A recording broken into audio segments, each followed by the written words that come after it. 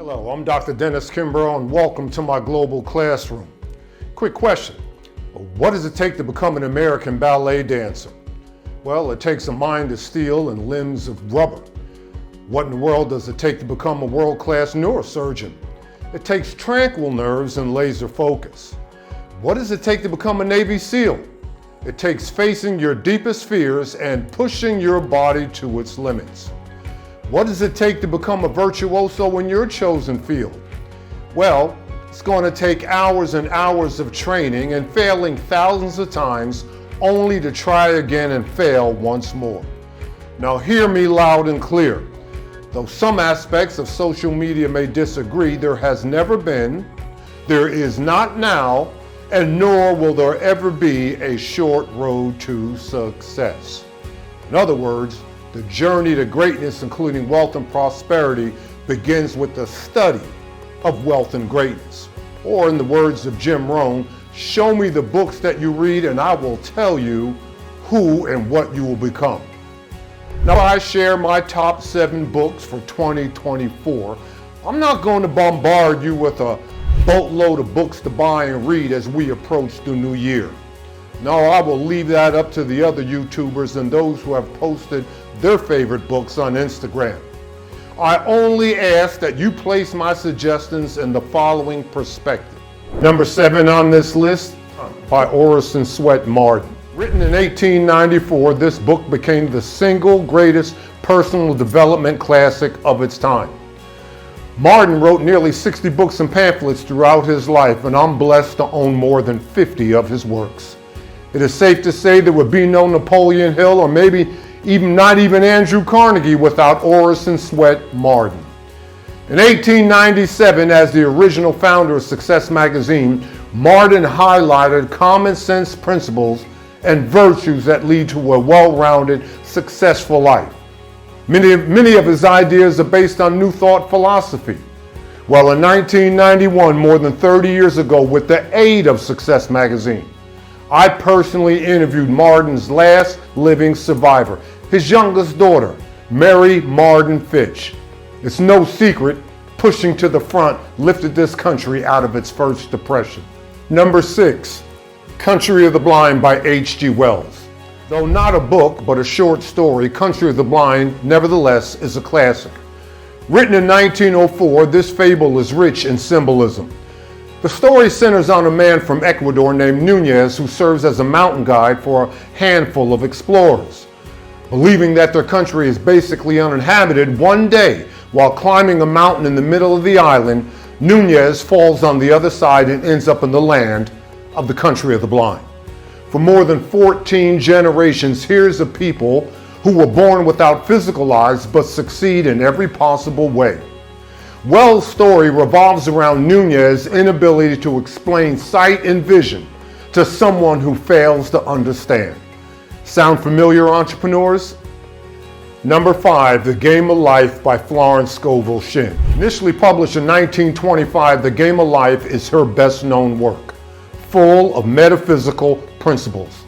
Shinn explains the difference between wishing for something and preparing yourself to receive it. Shinn closes out by suggesting whatever you are looking for is looking for you. Regardless of your goals and desires, your state of mind must be belief, not mere hope or wish. Number 4, A Raisin in the Sun by Lorraine Hansberry. Yes, students, this is a business book. Similar to John Steinbeck's Grapes of Wrath and Arthur Miller's Death of a Salesman, A Raisin in the Sun points out in a circuitous way that it's not your conditions that shapes your life, but your decisions. Written in the 1950s, here's the story of a Chicago-based black family that we see all too frequently today. Upon receipt of a $10,000 insurance check, so many individual hopes and dreams hung in the balance. And this is the central message of this play.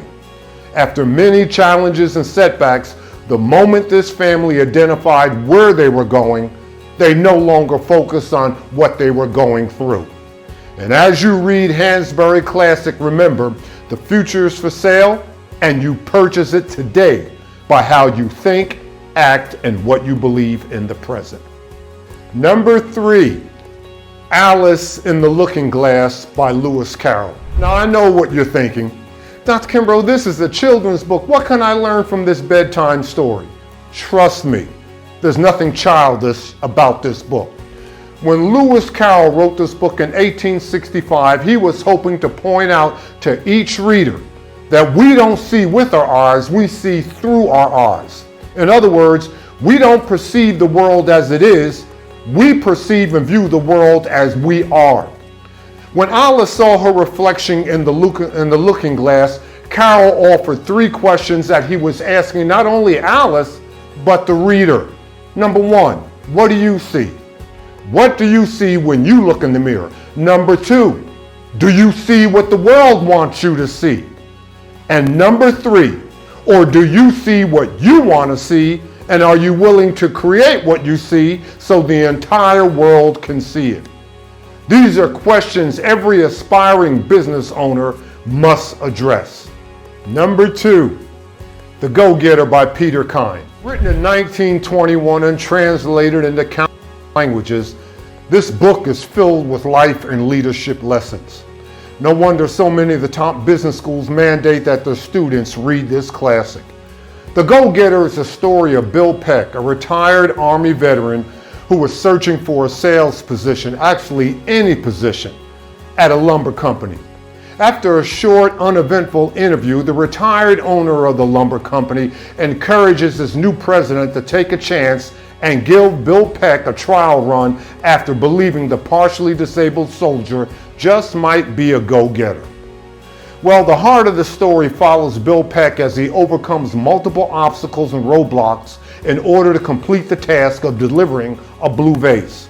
When asked by Cappy Ricks, the retired owner of the lumber company, how he developed his go-getter attitude, Peck relayed the story of his experiences as he received severe injuries during World War I.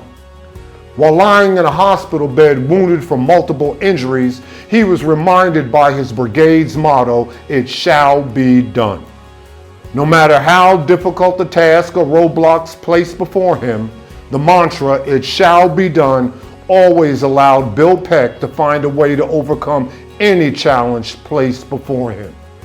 That's a skill set that so many of us in the business world, even outside of the business world, can use today.